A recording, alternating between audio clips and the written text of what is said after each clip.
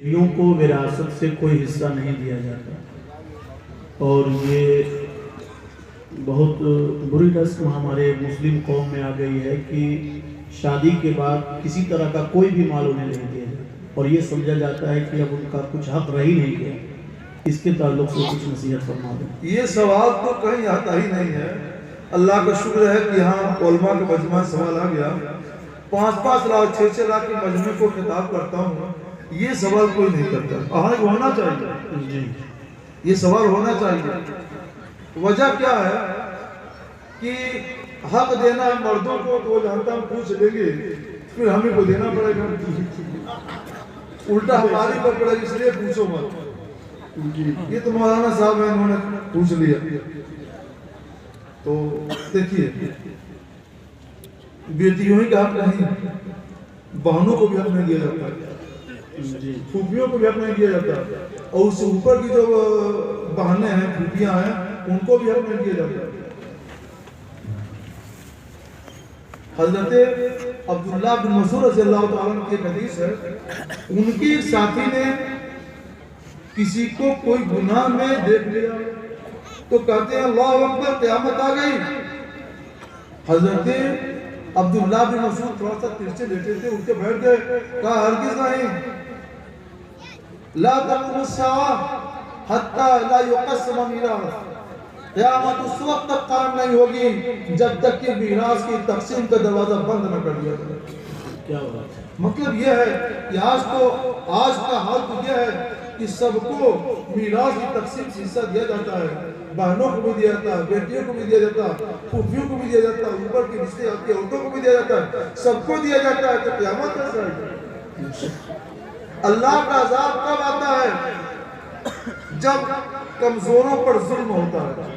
بے شک آج جو ہمارے اوپر عذاب مل رہا ہے اللہ کا، اس وجہ سے ہے کہ ہم نے کمزوروں کے ساتھ راہ بنا دیا۔ کمزوروں پر ہمارا پورا سماج ظلم کر رہا ہے۔ وہ کمزور کون ہیں؟ بچیاں ہیں، عورتیں ہیں، بہنیں، پھوپھیاں ہیں۔ ان کو اوپر ظلم کرنا چھوڑ دو، اللہ کا جو عذاب سروں پر مل رہا ہے یہ دور بھاگ جائے گا اور تمہارے لیے سلامتی کا پیغام آ جائے گا۔ آج ایک زمانے سے پھوپھیوں کو، اوپر کی لڑکیوں کو، بہنوں کو حصہ نہیں دیا جاتا، بیویوں کو بھی بہت جگہوں کو حصہ نہیں دیا جاتا۔ اس کا انجام کیا ہوا جانتے ہیں؟ حصہ نہ دینے کا کہ ان بچیوں کی شادی دشوار ہو گئی۔ آج لڑکیاں اپنے گھروں میں بیٹھ پڑی ہوئی ہیں، 25 سال، 30 سال، 35 سال، 40 سال تک کی لڑکیاں ہماری رپورٹ میں اپنے گھروں میں بیٹھی ہوئی ہیں۔ یا تو صبر کر جائیں تو ڈپریشن کی بیمار، اور اگر اپنے نفس کی خواہش کسی اور ذریعے سے تلاش کریں تو پورا سماج گندگی سے آلودہ ہو جائے گا۔ یہ سب کیا ہو رہا ہے؟ یہ سب کیوں ہو رہا ہے؟ لوگوں نے غور سے سنو بھائیو، بات تو آپ کے خلاف ہے مگر حق ہے۔ میں نے ایک جگہ تقریر کر دی، ایک بوڑھے میں آئے کہنے لگے کہ حضرت تقریر تو بہت اچھی کی مگر اچھی نہیں لگی۔ تو اکبر پور والوں یہ تبصرہ مت کرو، یہ کہو کہ اچھی بھی کی اور اچھی بھی لگی۔ تو خیر اتنا بھی تو جذبہ ہے نا کہ اچھی بات کو اچھی کہا، اچھی لگے نہ لگے۔ تو آپ سن لو اس بات کو کہ اس کا انجام پھر کیا ہوا کہ جب لڑکے والوں نے یہ دیکھا کہ لڑکی کو ترکے سے کچھ بھی نہیں ملنا ہے تو انہوں نے جبری جہیز کی فرمائش شروع کر دی۔ 4 ویلر چاہیے، پیسہ چاہیے، یہ چاہیے، وہ چاہیے، اتنے بڑھاتے جائیں گے، اتنا کھانا ہوگا، یہ وہ وغیرہ وغیرہ۔ ہر غریب آدمی کہاں سے طے کر سکتا ہے؟ جس کو اللہ نے نوازا وہ کچھ کر لیتا ہے، اس کی بچیاں 20-25 سال میں چلی جاتی ہے، شادی ہو جاتی ہے۔ مگر کتنے لوگ ہیں جن کو اچھا رشتہ نہیں ملتا، یا وہ لڑکیاں کراتی رہتی ہیں، نیلیار ہو جاتی ہیں، معاشرہ خراب ہوتا ہے، گندا ہوتا ہے۔ یہ جہیز کی جبری جہیز جو لعنت آئی ہے نا، یہ میراث کی تقسیم بند ہونے کی وجہ سے آئی ہے۔ لوگوں اگر چاہتا یہ جبری جہیز کیا ہے؟ یہ نیکیے جہیز نہیں ہے۔ اعلیٰ حضرت امام احمد رضا مجدد اعظم امام احمد رضا علیہ رحمت و رضوان نے فتاوی رضویہ کی 5ویں جلد میں تحقیق کر کے بیان کیا ہے کہ جہیز کے نام پر جو اس طرح کا سامان دیا اور لیا جاتا ہے یہ جہیز نہیں ہے، یہ رشوت ہے، رشوت، یہ گھوس ہے، گھوس۔ اور اللہ کے رسول صلی اللہ علیہ وسلم فرماتے ہیں الراشی والمرتشی فی النار، رشوت دینے والا بھی جہنمی اور رشوت دینے والا بھی جہنمی، دینے والا بھی جہنمی حالانکہ وہ مجبور ہے، اور لینے والا بھی جہنمی، وہ ظالم ہے۔ لینے والا دینے والا کوئی جہنمی ہے؟ اگر سب لڑکی والے طے کر لیں کہ ہمیں جبری جہیز نہیں دینا ہے تو لڑکے والے مجبور ہو جائیں گے اور یوں ہی شادیاں شروع کر دیں گے۔ ہم بھی تعاون کر رہے ہیں ان کا، تو ان کا تعاون بند کیجیے اور جبری جہیز کی لعنت کو ختم کیجیے۔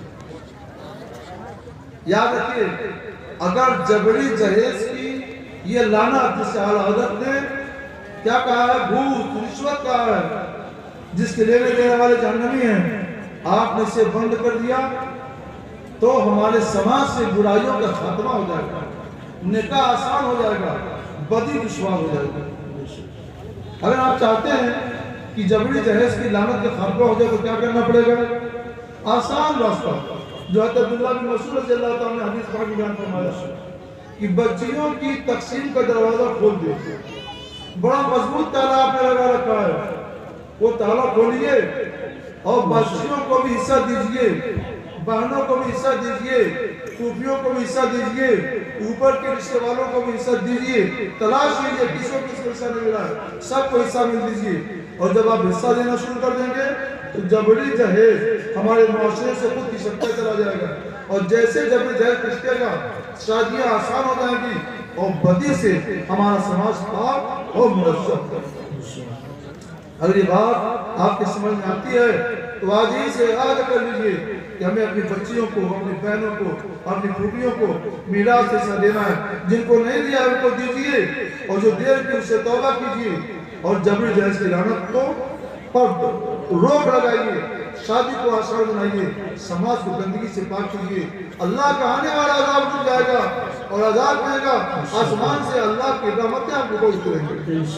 اللہ کا وعدہ ہے، اللہ کا فرمان ہے، ان رحمت اللہ قریب من المحسنین، بے شک اللہ کی رحمت احسان کرنے والوں سے قریب ہوتی ہے۔ آپ احسان کیجئے مظلوم بچیوں پر اور بھتیجیوں پر اور بہنوں پر اور پھوپھیوں پر احسان کیجئے، پھر دیکھیے آسمان سے اللہ کی رحمت اترتی ہے اور آپ کے قدموں کو موصل ہوتا ہے۔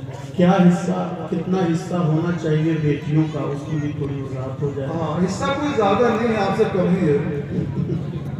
اللہ تعالیٰ فرماتا ہے قرآن پاک میں یوصیکم اللہ فی اولادکم للذکر مثل حظ الانثیین، اللہ تمہیں ہدایت کرتا ہے، تاکید کرتا ہے کہ لڑکوں کا حصہ لڑکیوں کے دونا، تو آپ کا حصہ دونا ہے نا، لڑکیوں کا تو وعدہ ہے کہ مطلب کیا وہ دونے والا دیتا ہے۔ فرض کیجئے مثال کے طور پر ایک شخص کا انتقال ہوا، اس نے چھوڑا ایک لڑکا اور ایک لڑکی، تو یہ کیسے بانٹا جائے گا؟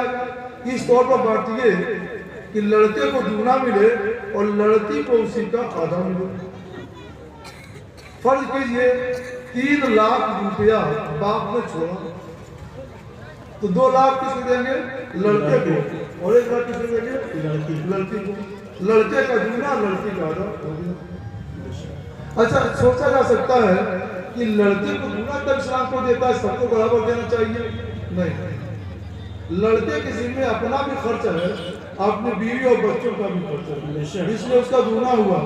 اور لڑکی کے ذمہ عام طور پر اپنا بھی خرچ نہیں ہوتا، کبھی اس کا رشتہ نہ ملے یا شوہر کا انتقال ہو جائے اور کوئی ترکہ نہ ملے، اس وقت یہ ایک حصہ کام آئے گا، اس کے علاج کے لیے، خاندان نفقے کے لیے، خرچے کے لیے کام دے گا، تو اس کے اوپر اپنا خرچہ بھی نہیں آتا عام طور پر۔ اس کی بچت کے لیے، آئندہ کے لیے اسلام نے اس کو ایک حصہ دے دیا ہے، اس کو محفوظ رکھنا تمہارے کام آئے گا۔ اور لڑکے کے ذمہ تو اپنا بھی خرچہ ہے، اپنی بیوی اور بچوں کا بھی خرچہ ہے، اس لیے ان کا دونا اور لڑکی کا آدھا۔